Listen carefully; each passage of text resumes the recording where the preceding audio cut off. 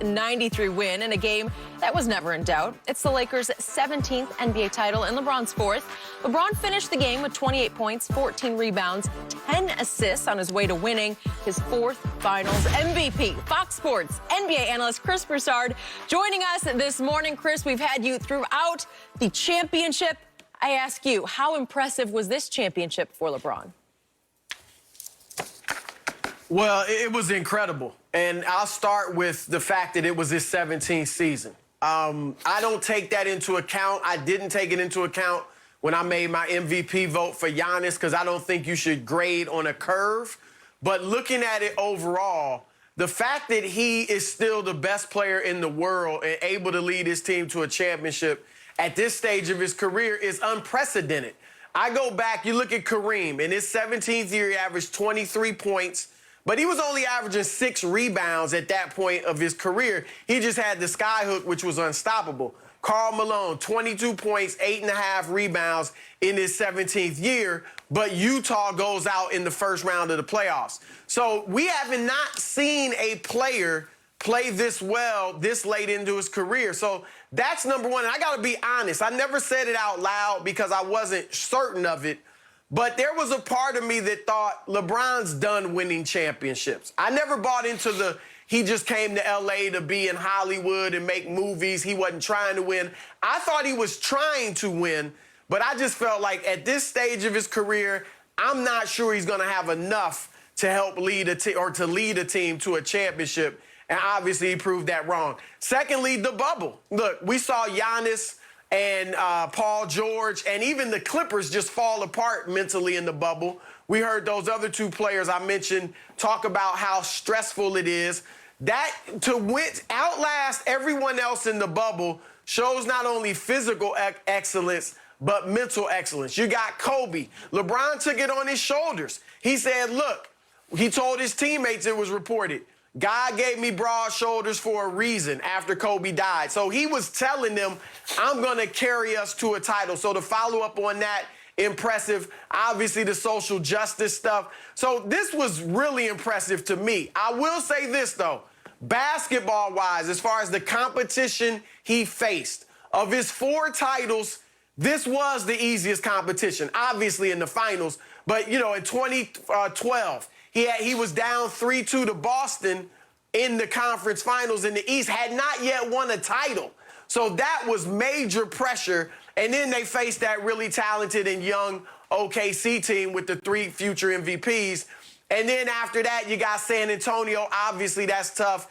And then 2016, you got to come down from 3-1 against a 73-win Golden State team. So basketball-wise, this was the easiest path in the finals. But overall, this was incredibly challenging, and I'm impressed.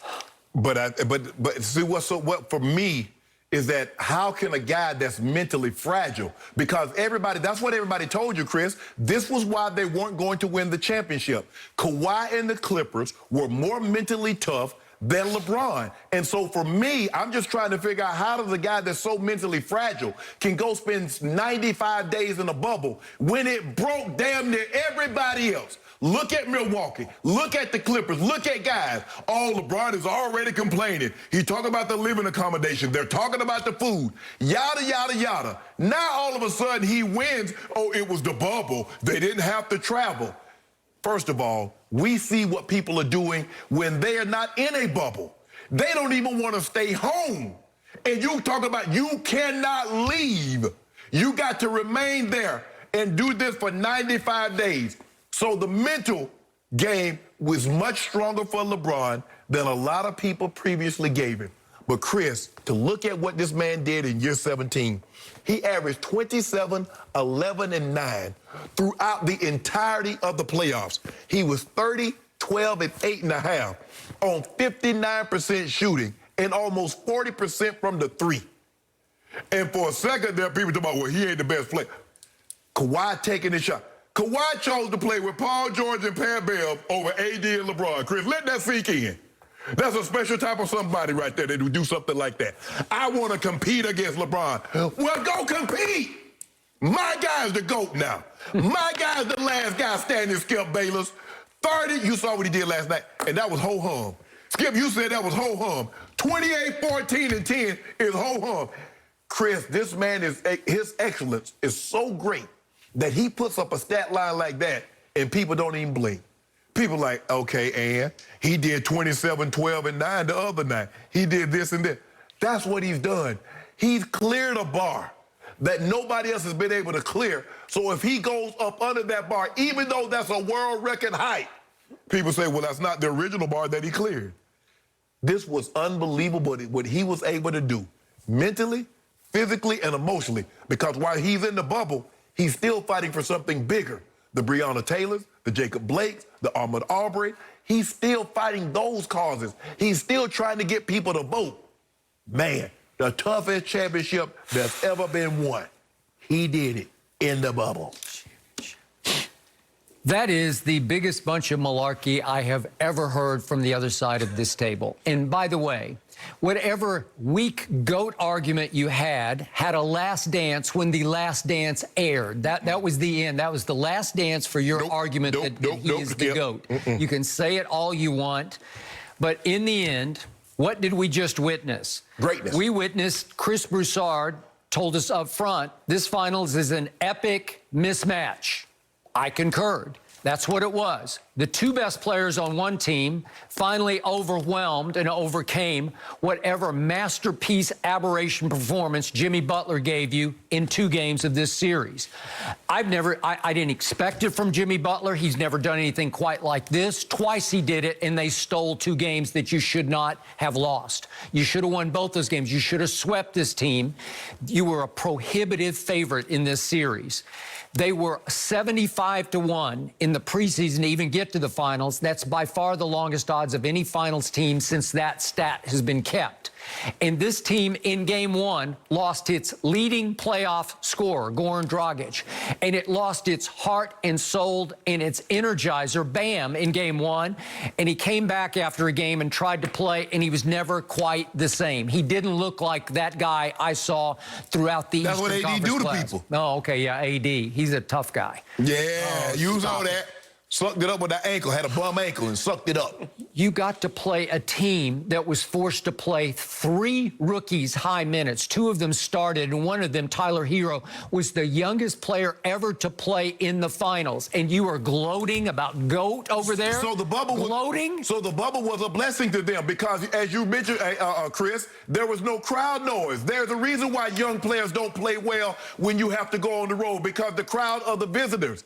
So I don't care what you say, Skip Bayless. I don't care what you say. The pandemic was the best thing that could have happened basketball-wise to your man LeBron, because he made an MVP push just before the quarantine and pandemic hit. And all of a sudden, he got almost 5 months off to refresh and revitalize and get ready for a great playoff run that broke perfectly for him. But you told me he wasn't wearing down. Oh, I did. I thought he was really going to wear down, and I think he was a candidate to get hurt down the stretch. I can't tell. I told you that the Clippers needed reps, R-E-P-S, and LeBron badly needed rest, R-E-S-T. Clippers needed an intervention.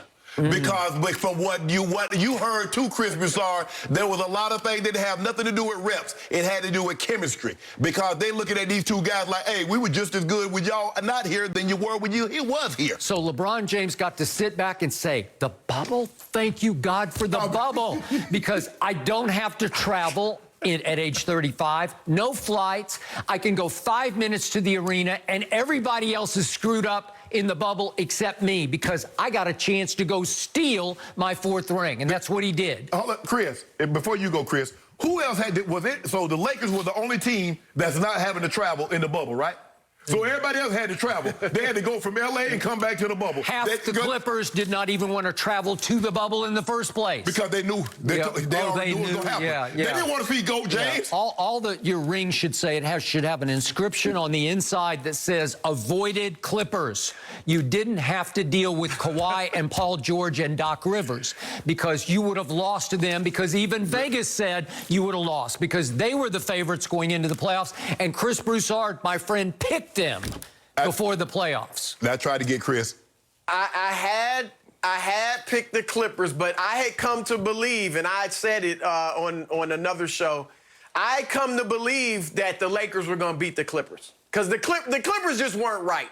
Now, we'll see if they can get right next year, but they clearly weren't right this year. I'm going to say this, too, and it's always going to be a factor in the GOAT discussion, and rightly so. But I do think the narrative on LeBron needs to shift, because what happened against Dallas in 2011 sticks with him, where he just melted down in those finals. And from that point on, a lot of people have looked at him as not mentally tough. But Shannon, you pointed out a lot of good things. That should change, because Magic Johnson melted down in 1984 and had been swept in 1983 by Philadelphia. Yes. Then melted down in 84. They were calling him tragic. That doesn't stick with Magic. We don't look at Magic as, oh, he was mentally fragile. You know, we look at him as a great winner. Isaiah Thomas threw the bad pass that Larry Bird stole past in the DJ. '87 in the Eastern Conference Finals. We don't look at